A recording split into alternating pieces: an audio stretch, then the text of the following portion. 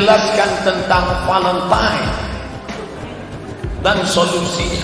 Santo Valentino. Santo artinya suci. Kalau saya dalam agama Kristen digelar Santo Somadus, manusia suci. Maka ada namanya Santo Valentino.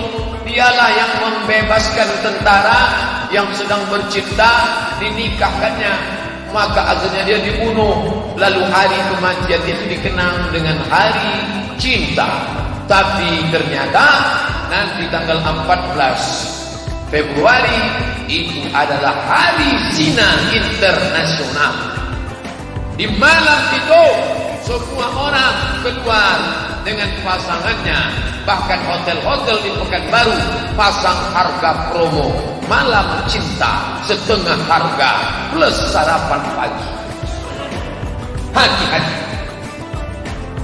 jaga.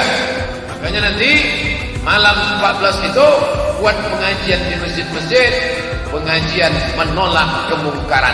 Tapi jangan buat malam ini pengajian kita tentang mengenang Valentino. Jangan.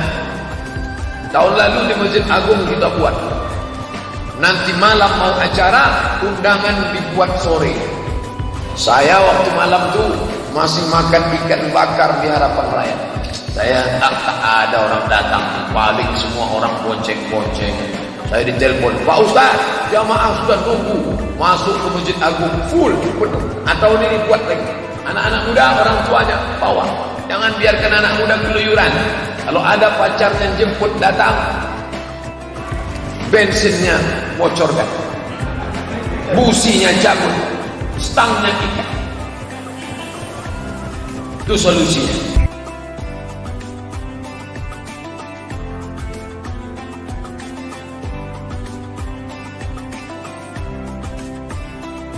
Itu kitab keduanya, namanya Risalah Ahlu Sunnah wal Jamaah.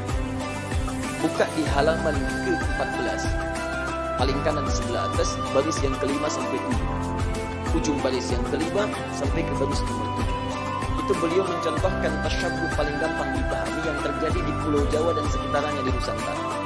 Dibuka di halaman ke-9 paling kiri sebelah atas, faslun, fasal pembahasan fi dhuhuril bid'ah fi ardi Jawa, tentang munculnya bid'ah. Bid'ah di sini bukan masalah fikih tapi akidah, keyakinan. Ya, di negeri Jawa, di Pulau Jawa. Kemudian wantisyariha wal mubtadi'ina fiha, dan penyebarannya bagaimana dia menyebar serta tokoh-tokohnya. Di antara yang disebut dengan bid'ah adalah tasyabbuh fil aqaid, menyerupakan dalam keyakinan-keyakinan di pemeluk lain. Apa di antaranya kata beliau? Pada masa penjajahan dulu itu, datanglah kemudian para penjajah, plus bukan dengan penjajahan saja tapi dengan keyakinannya. Mereka membangun kanais, pusat-pusat ibadah mereka. Ya, kalau dulu yang datang itu Portugis, maka dia bangun gereja. Kemudian juga Belanda datang bangun gereja. Ketika dibangun, dia kemudian mengajak dengan misi supaya orang-orang konvert pindah agama pada keyakinan mereka. Bagaimana caranya? Salah satunya dengan tasyabbuh. Mengajak kemudian dengan pakaian-pakaian, ya, ciri khas pakai topi-topi khusus, pakaian-pakaian khusus dengan pakaian yang dipakai mereka untuk ibadah. Ada lagi yang memberikan biskuit, ada yang memberikan makanan macam-macam. Kata beliau, memberikan fatwa pada saat itu, siapa yang bertasyabbuh mengenakan pakaian bizayyihim, pakaian-pakaian khas mereka. Misal, maaf, ya, pakaian topinya dipakai. Kemudian bisa menggunakan pakaian-pakaian tertentu yang memang digunakan untuk kepentingan ibadah agama tertentu. Maka beliau hukumi yang seperti itu tasyabbuh bil kufri fahuwa kafirun wa haramun. Yang seperti itu dihukumi dengan haram. Tasyabbuh itu artinya menyerupakan dari perbuatan yang dengan perbuatan itu menunjukkan pola ibadah tertentu, pola keyakinan tertentu yang dilarang dalam Islam. Jelas? Ada orang beda kepercayaan dengan kita, dia mengenakan pakaian, tak ikuti pakaian itu disebut tasyabbuh yang dilarang. Ada orang punya kebiasaan, misal ada ulang tahun, tiup lilin, tiup nggak mati-mati, ya, masya Allah, karena lilin ditutup dengan gelas, kan, masya Allah. Bisa nggak mati-mati, tiup. Nah, itu kebudayaan yang dilarang. Valentine misalnya, kan, Valentine 17 Februari, kebudayaan datang dari luar, ya, bertentangan dengan nilai agama, merusak akidah, muncul banyak yang haram di situ, ikhtilat di antara remaja, haram. Anda ikuti tasyabbuh dengan itu, haram hukumnya. Itu yang disebut tasyabbuh. Ya, tapi kalau tasyabbuh dalam muamalah yang dibenarkan itu gak ada masalah. Misal orang Yahudi pakai pesawat, kita pakai pesawat itu gak ada masalah. Ya, jangan diserupakan. pesawat. Kalau dia pakai pesawat, saya pakai pesawat. Haram. Masya Allah. Tiba-tiba datang panggilan haji, menunaikan ibadah haji.